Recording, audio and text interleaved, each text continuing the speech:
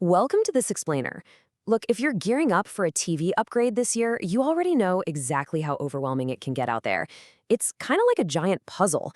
Today, we're diving into the ultimate 2026 Smart TV buying guide. We're going to cut right through all that marketing noise, avoid those nasty retail traps, and get you a screen that actually fits your specific living room. So, let's just get right to it and ask a crucial question right out of the gate. Are you falling for TV marketing traps? Because let's be real, the market is literally designed to excite and confuse you, nudging you toward these super expensive models you probably don't even need. Well, we're going to fix that today. We've got a solid roadmap for you today. We'll be exposing the showroom trap, matching panels to your room's lighting, decoding the spec sheet, finding your size and budget sweet spots, talking audio and long-term care, and finishing up with a final buyer checklist. Let's jump right into Section 1, exposing the showroom trap. This is the immediate illusion waiting for you the second you walk into an electronics store. You walk in and wow, every single screen looks absolutely incredible, right? Well, that is a visual trick called showroom mode. It uses these wildly oversaturated poppy colors that are specifically dialed up to look amazing under those blinding, bright retail lights. But here's the catch. It is completely unrealistic for your actual home. So how do you beat it? You have to take control of the demo. To see how a TV actually performs, you've got to bypass those retail lights. Ask the salesperson to switch the TV to home cinema or standard mode. Seriously, do it. It's the only way you'll get a real preview of what that TV is going to look like sitting in your own living room. Moving on to Section 2, match panel to room lighting. Because once you're out of the store, the absolute most important factor for your new TV depends entirely on the room you put it in. This is the biggest foundational decision you're going to make, matching the display tech to your room's natural light. So if your room is dark, like you watch movies with the curtains drawn, OLED is absolutely your best friend. Why? Because OLED lets each individual pixel turn off entirely. That means you get true inky blacks, not some washed out gray. But on the flip side, if your room gets tons of sunlight, you really need QLED or mini LED.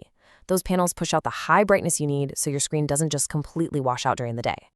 Now, what if your room is kind of in the middle? You know, bright afternoons, but pitch black nights.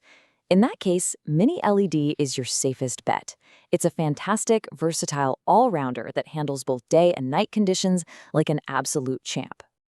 All right, let's move into Section 3, decoding the spec sheet. This is easily the most confusing part for most buyers, and it's exactly where the marketing jargon hides the truth. If a TV is bragging about having HDR, high dynamic range, you need to look for one specific massive number, 800 to 1200 nits. To get a real HDR experience, the brightness absolutely has to hit that level. And here is where people get trapped. You'll see these flashy HDR10 Plus and Dolby Vision stickers slapped right on the front of budget boxes. But listen, budget TVs usually only push about 300 to 400 nits. Without that high brightness, those logos are essentially meaningless. It's basically a scam. They just don't have the hardware to deliver the contrast HDR actually promises. Then there's the refresh rate, the whole 60 Hz versus 120 Hz debate. The bottom line? Don't overpay unless you're a hardcore gamer. 60 Hz is perfectly sufficient for movies, YouTube, and sports. 120 Hz is really only necessary if you're plugging in a modern PlayStation or a high-end PC. If you aren't doing that, you're literally paying for a feature your eyes will never use. And what about resolution? Keep it simple. 4K is the standard.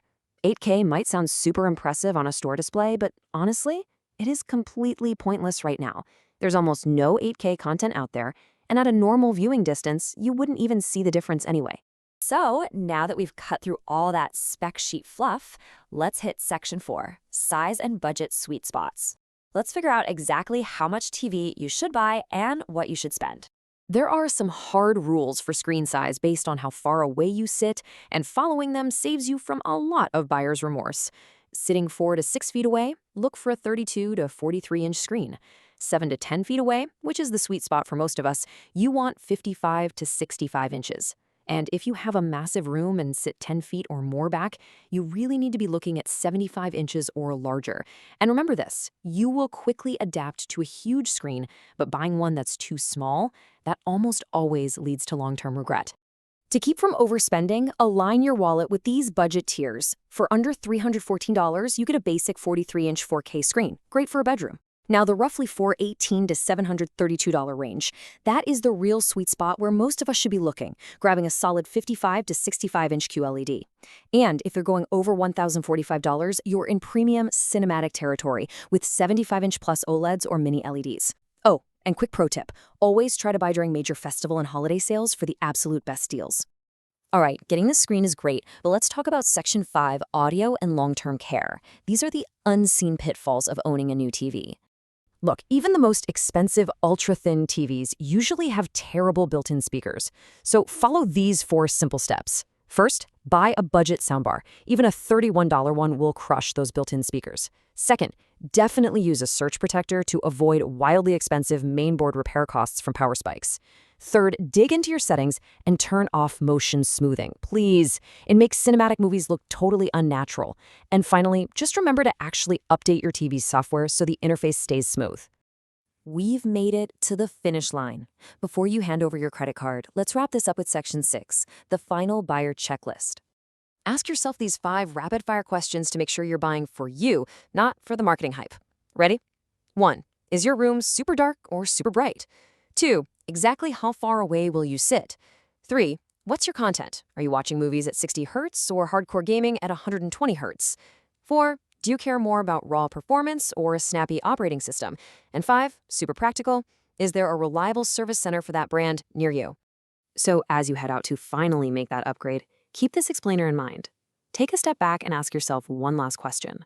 Will your next TV actually fit your room and your lifestyle, or is it just fulfilling a salesman's quota? Take control of your purchase, trust the actual specs over the shiny stickers, and get ready to enjoy an incredibly optimized home theater. See you next time.